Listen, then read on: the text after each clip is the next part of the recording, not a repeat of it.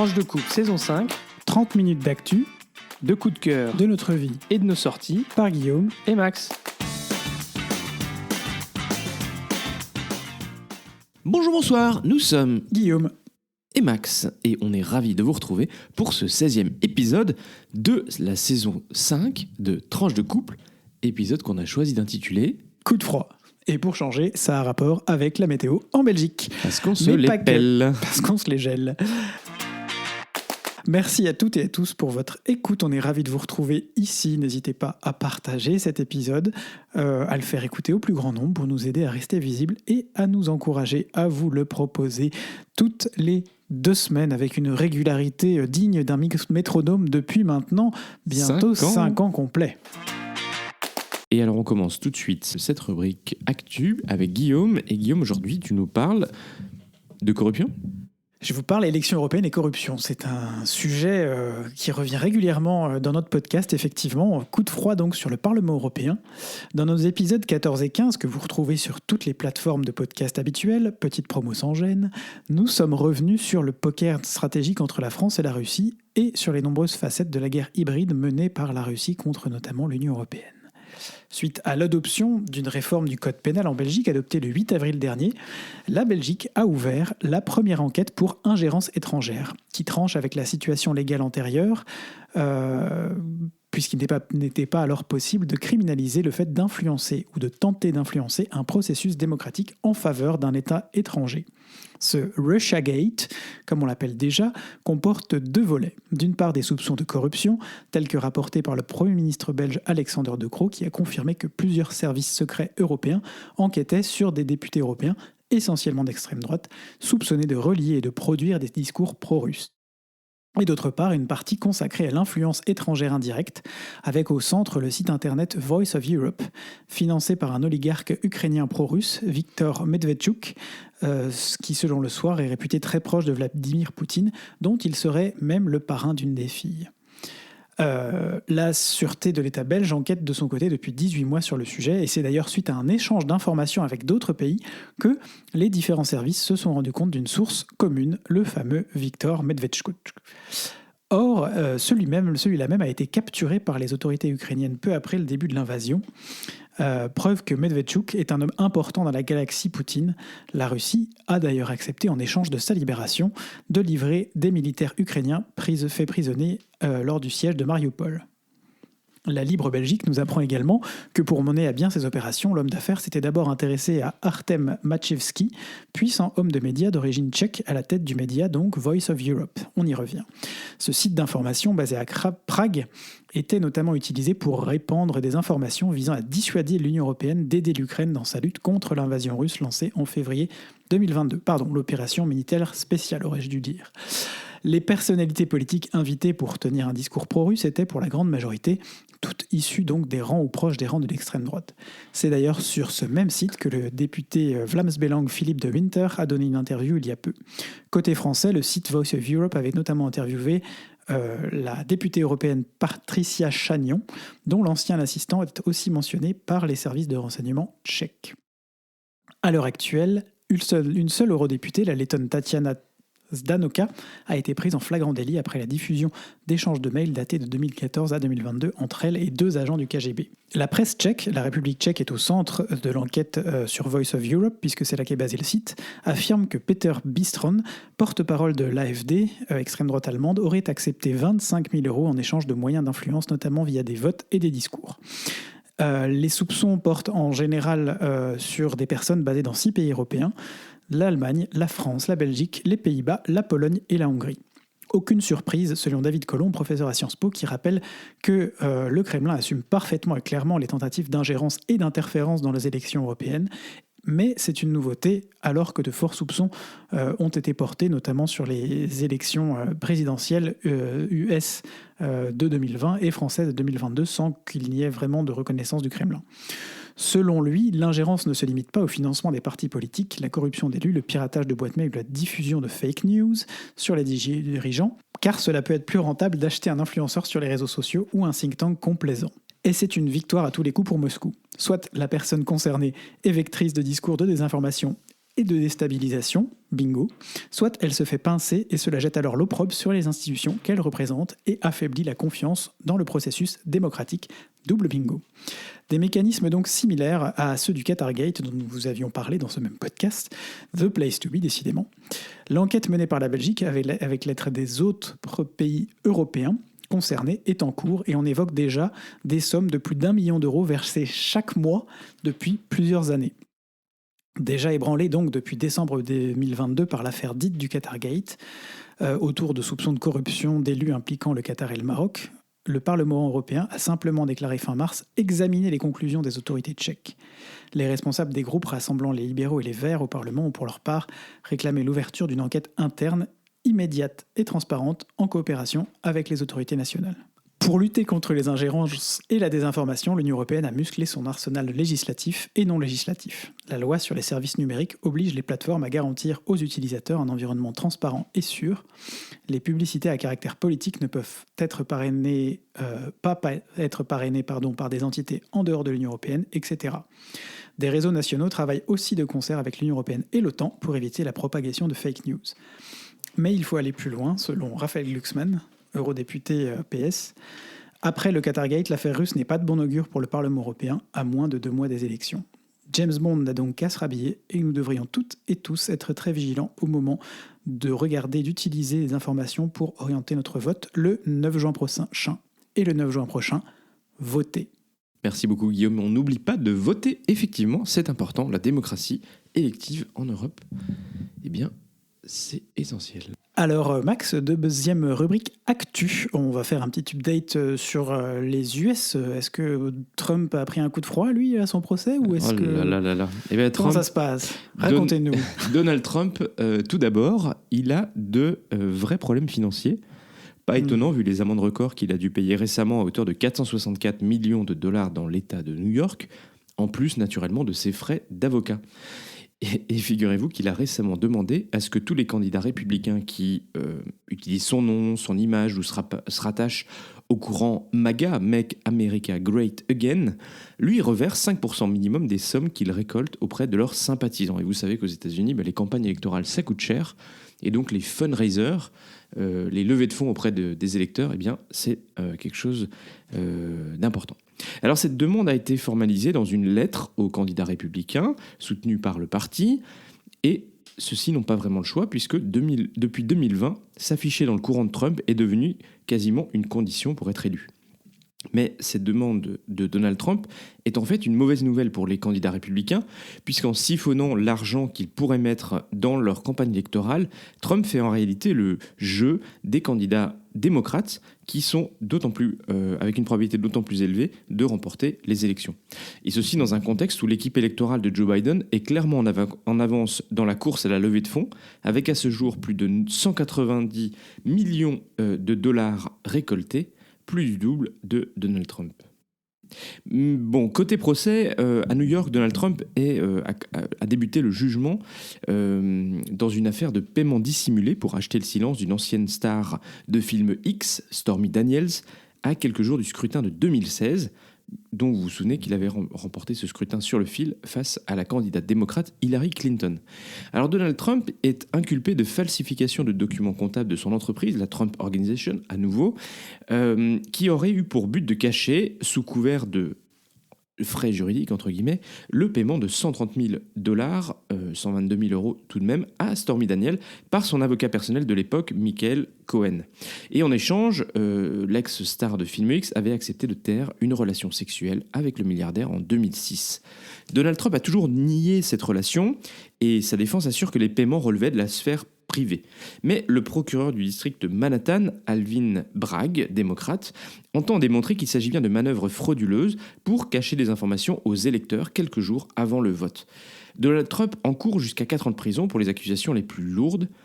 Ça n'empêchera naturellement pas d'être candidat au scrutin présidentiel, mais placerait la campagne dans une situation inédite. Alors il plaide non coupable et il dénonce, comme dans les autres dossiers, une chasse aux sorcières pour l'empêcher de retourner à la Maison-Blanche. Dans ces autres procès, qu'il s'agisse de la tentative de coup d'État le 6 janvier 2021, des documents classifiés qu'il avait conservés illégalement, ou de la tentative d'interférence... Dans sa cuisine. et pas que, Pas ou que. de la tentative d'interférence dans le processus électoral dans l'État de Géorgie, Donald Trump poursuit sa stratégie visant à décaler le début des procès après la date des élections, dans l'espoir qu'une victoire à la présidentielle en novembre prochain empêche de facto la tenue de ces dits procès. Alors pour ce faire, il multiplie les recours, jouant sur la complaisance de certains juges, en Floride notamment, ou même de la Cour suprême, qui semble-t-il a décidé de prendre son temps pour juger la validité juridique de son argument selon lequel il bénéficiait d'une immunité présidentielle pour ses actions d'interférence dans le processus de certification des votes de l'élection de novembre 2020 au niveau fédéral, mais aussi en Géorgie. Alors passons maintenant peut-être à un petit point sur la question du soutien à l'Ukraine, parce que ça fait plusieurs mois qu'on vous dit dans nos différents épisodes que le projet de loi de soutien financier des États-Unis à l'Ukraine est bloqué au niveau de la Chambre des représentants après avoir été voté au Sénat. Et c'est un projet de loi important parce que depuis la fin 2023, eh bien, il n'y a plus de base juridique pour les États-Unis d'aider l'Ukraine en lui donnant du financement, en lui cédant du matériel ou en l'aidant à acheter des capacités, notamment pour la défense aérienne, alors qu'elle en a un besoin de manière critique. Et alors que le speaker républicain, donc le président républicain de la Chambre des représentants, Mike Johnson, avait jusqu'ici refusé de mettre au vote le projet de loi, et après plusieurs tentatives pour essayer de trouver un compromis qui permette que ce soit le cas, bien finalement, il semble qu'on ait trouvé une solution. Et vous vous souvenez, Donald Trump et le courant MAGA s'étaient opposés à ce projet de loi, soulevant le risque que le speaker de la Chambre soit exclu de son poste par la majorité républicaine si jamais il mettait la loi au vote. Et alors finalement, à la surprise un petit peu de tout le monde, Johnson a annoncé en fin de semaine dernière son intention de faire voter les projets de loi sur le financement d'Israël, de Taïwan et de l'Ukraine. Et il semblerait que ce qu'il y a... Comment ça a été possible finalement ? Voilà, alors il semblerait que il y a plusieurs jours, un groupe important de citoyens ukrainiens se soit rendu à Washington et ont rencontré des parlementaires américains pour plaider en faveur d'une aide américaine à l'Ukraine. Et parmi ceux-ci, Mike Johnson aurait rencontré Seri Gaidarzi, qui a perdu sa femme et son enfant de 4 ans dans l'attaque russe sur Odessa le 2 mars dernier. Et peut-être que le fait que la famille Gaidarzi soit évangélique, chrétienne évangélique, tout comme la famille Johnson, aurait éventuellement joué un rôle dans la décision de Mike Johnson de soumettre ce projet au vote. Alors, la première étape, c'était la publication du projet de loi le 17 avril. Et donc, le contenu du projet de loi d'une valeur de 61 milliards de dollars et qui rend notamment obligatoire la livraison de missiles à longue portée le jour après sa promulgation. Naturellement, la conséquence, c'est peut-être que les élus MAGA vont tenter, si le vote passe, d'exclure le speaker Johnson de son poste. MAGA égale Make America Great Again, ce sont les élus pro-Trump. Exactement. Mais les élus démocrates ont annoncé qu'ils voteraient en sa faveur pour lui permettre de rester si le projet sur l'Ukraine était voté. Alors le vote était prévu samedi 20 avril, donc le jour... En point de procédure, il faut savoir que si, lors du vote d'un speaker à la Chambre, les élus de l'opposition ne votent pas en principe pour le speaker, il n'y a que les élus du parti majoritaire qui votent. Et alors le vote était planifié samedi 20 avril, donc le jour de notre enregistrement. Et donc en direct, nous avons découvert il y a quelques minutes le fait que la Chambre des représentants a voté le paquet de 61 milliards d'aides pour l'Ukraine. Donc on le rappelle, un paquet qui était bloqué depuis de nombreux mois. Et donc dans ce paquet, il y a effectivement, donc dans ces 61 milliards, donc 60,84 milliards, il y a 13,8 milliards pour que l'Ukraine achète des armes décisives, 13,4 milliards pour que les États-Unis puissent recompléter leur stock, puisqu'ils ont donné pas mal de munitions et d'équipements à l'Ukraine. Et puis, il y a aussi de l'argent qui est dédié pour soutenir des alliés américains dans la région. Donc, on pense probablement à la Moldavie. Et puis, également, pour aider, pour acheter directement des équipements américains pour l'Ukraine. Le vote continue sur les 2 autres paquets, donc à la fois pour Israël et Taïwan.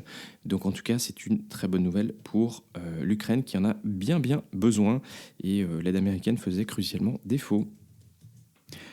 Merci Max. Donc vous voyez, dans ce podcast, on vous donne aussi de l'information en breaking news, comme on dit en anglais, en direct, en immédiat, sur ce qui se passe dans le monde. C'est aussi l'intérêt pour nous d'enregistrer de podcasts à différents moments de la semaine en fonction de nos disponibilités.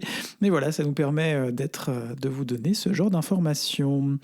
Alors, on a 2 petites brèves, Guillaume ? Ouais, Max, est-ce que tu veux nous faire les 2 petites brèves avant qu'on passe au point Belgitude ? On va être très bref parce qu'on a déjà bien avancé sur le timing, mais... Bon, la première, c'est qu'il y a quand même eu un gros changement dans le gouvernement polonais depuis que Donald Tusk a repris, est devenu Premier ministre, puisque effectivement, il y a un ministre gay dans le gouvernement polonais. C'était pas arrivé jamais, je pense. Et donc, le ministre adjoint de la Justice, Krzysztof Śmiszek, est devenu ministre adjoint en décembre. Et donc, ça marque un changement radical par rapport au gouvernement précédent, donc du parti Droit et Justice, qui s'était opposé au droit LGBT. Voilà, donc c'est quand même assez chouette de voir que la Pologne, évidemment, est revenue dans une lignée un peu plus progressiste. Et donc, on espère que voilà, on va pouvoir aussi voir certaines lois et certaines positions qui étaient auparavant, vous savez, notamment ces zones LGBT free, des zones sans LGBT, qui étaient d'une manière un petit peu pour s'opposer à l'avancée des droits LGBT dans l'Union européenne. Une deuxième brève plus écologique qui nous vient du Parlement européen, qui a voté une loi le 10 avril dernier qui vise à réduire drastiquement les émissions de pollution par les camions diesel, qui devront réduire, les nouveaux camions devront émettre au moins 90% de moins d'émissions de carbone d'ici à 2040. Une bonne nouvelle sur les routes, donc. On pourrait parler des alternatives train aussi, mais ça serait l'objet d'un podcast à part. Exactement. Eh bien, nous passons tout de suite à la rubrique Belgitude, Guillaume. Absolument, Max. Et si je te parle de décret paysage, tu me dis ? Je sais pas, ça concerne l'environnement, la nature, les oiseaux, les haies, les champs, les prés, les rivières ? Non ? Oui, tout ça bien gelé en ce moment parce qu'on se tape le coup de froid en plein dans la figure. Mais oui. Non, absolument pas. Comme en Belgique, tout est sujet à une petite part de surréalisme. Tu es complètement à côté. On parle d'un décret qui concerne l'enseignement supérieur. What ? Tadam ! Décret qui aurait a priori réussi à faire virtuellement tomber le gouvernement fédéral. Tiens, ça faisait longtemps. Selon certains membres du mouvement réformateur, parti libéral de droite francophone, qu'il considère désormais comme un gouvernement d'affaires courantes. #drama. Pas une énorme surprise à 2 mois des élections nationales belges, mais un peu embêtant alors que le pays occupe la présidence tournante du Conseil européen. Ouais. Ce décret, adoubé à l'origine par une large partie des acteurs de l'enseignement supérieur francophone, oui, c'est la Belgique, visait à augmenter le taux d'étudiants arrivant à obtenir un diplôme de l'enseignement supérieur et à lutter contre l'allongement des études. Depuis la rentrée 2022, les nouveaux étudiants font face à des règles de réussite plus strictes. Ils ont 2 ans pour réussir leur première année, 3 en cas de réorientation et 5 pour terminer leur licence. Alors, on appelle ça bachelier en Belgique, les 3 premières années. Ils doivent également assumer un programme annuel de minimum 45 crédits ECTS, crédits européens, parfois fait d'activités de remédiation. Il en vaut 60 pour valider une année. Une réforme de ce décret porté par le MR est à l'origine du coup de froid entre les partenaires de la majorité et une majorité alternative composée des partis de gauche en communauté française. Bah oui, ça reste la Belgique. PTB, PS et Écolo pourraient voir le jour pour contrer la demande de réforme, d'où le coup de gueule du MR qui considère qu'il s'agit d'un manque de loyauté de la part de ses partenaires. Bref, une histoire bien belge. Un jour, je vous parlerai peut-être du décret sur le bien-être animal en région bruxelloise et sur l'attitude fuyante du PS, mais pas aujourd'hui, ce serait vraiment trop long. Bon, écoute, c'est bien, c'est un programme. Tout un programme. On passe tout de suite à la rubrique Vie de couple.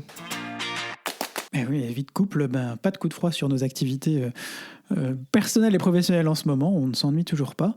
Et d'ailleurs, on va essayer on vous a parlé du poker d'ailleurs il n'y a pas très longtemps en arrière. Et Faire un on petit se disait update. qu'on pourrait faire un petit update.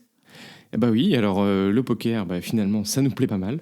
Au-delà de jouer en ligne, ce que on fait de temps en temps grâce à des petites plateformes sympathiques, le mieux c'est quand même de jouer en direct. Vous vous souvenez quand vous avez dit qu'on avait joué avec des amis à plusieurs reprises, eh bien on a testé pour la première fois de jouer à deux vendredi soir. Absolument. Et là, ça s'est d'ailleurs plutôt bien passé. On a fini par jouer 2 heures. On découvre un peu, on tâtonne, on prend des grandes décisions. Il faut augmenter la blinde régulièrement parce que sinon on se fait un peu tarte quand même.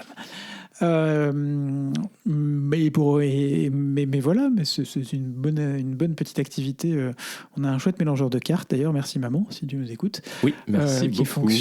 fonctionne à merveille. Ça marche super bien. Qui nous évite de devoir mélanger les cartes à la main. Puis surtout, on a des belles chips pour dire qui est la small blind, la big blind, les beaux jetons. On commence à être bien équipé. Et d'ailleurs, on se dit qu'on pourrait faire une petite soirée poker régulière. Donc, appel aux volontaires si vous habitez à Bruxelles, que ça vous dit de faire du poker. Une petite soirée poker régulière à la maison. Et puis, pourquoi pas, un de ces jours, aller dans le club de poker de Bruxelles. Écoute, si on a l'occasion, pourquoi pas, hein. Bon. Guillaume, tu nous disais que tu étais bien occupé. Est-ce que tu nous ferais un petit... Alors moi, ça pourrait être c'est un point très personnel parce que c'est un projet très personnel sur lequel je travaille avec mon travail actuel. Ceux qui me connaissent savent que je travaille pour l'Opéra de Bruxelles. C'est un projet qui est arrivé chez nous il y a 3 ans, un projet d'opéra autour de l'histoire d'Ali. Ali, c'est un jeune Somalien qui a aujourd'hui 18 ans, qui est arrivé en Belgique il y a 4 ans, après 1 an et demi de parcours entre la Somalie, l'Éthiopie, l'Érythrée, notamment le Soudan, la Libye et Malte. Donc voilà, un parcours de migrants comme il y en a beaucoup. Lui, il a eu la chance, en quelque sorte, d'arriver jusqu'en Belgique. Beaucoup n'ont malheureusement pas cette chance et se noient en Méditerranée ou meurent avant d'arriver. Et cet opéra vise à montrer sur scène toute la dureté du parcours auquel doivent faire face tous ces gens qui l'entreprennent et surtout tout ce qu'il y a derrière, parce qu'on s'imagine que ce sont des gens qui quittent la misère de chez eux, oui, mais pas seulement, ils quittent aussi des groupes terroristes, ils partent parce qu'ils n'ont pas de perspective dans leur pays, ils partent parce qu'ils sont parfois mis en danger dans leur propre pays pour plein de raisons, et pour partir, ils doivent payer extrêmement cher, c'est pas un voyage gratuit, c'est pas... Certains payent 20, 25, 30 000 euros pour aller de leur pays jusqu'en Europe, pour pouvoir passer de leur pays jusqu'en Europe. On imagine la somme que ça représente pour chacun d'entre nous. On peut imaginer la somme que ça représente pour des gens qui habitent dans ces pays africains. Notamment africains, mais ça vaut aussi pour les passeurs qui font venir des gens d'Afghanistan ou de pays d'Asie centrale.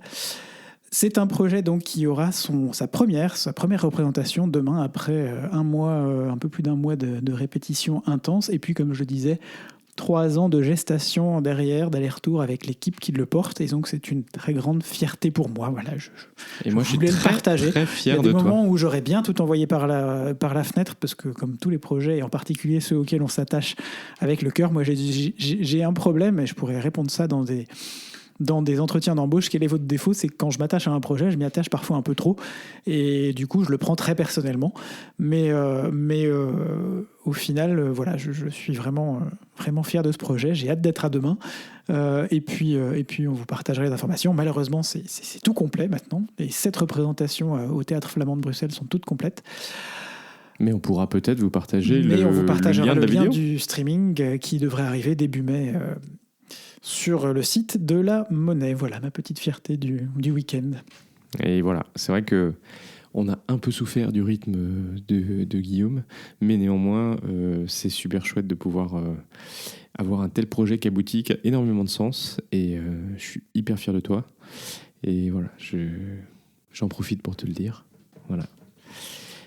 Et puis, on ne peut pas clore cette rubrique vie de couple sans parler d'un autre couple On qu'on a a fêté ouvert aujourd'hui. très tôt la saison des mariages. Ça nous était pas arrivé depuis notre propre mariage, je pense, il y a 7 ans en arrière. On a ouvert aujourd'hui la saison des mariages avec le mariage de Will et Anna.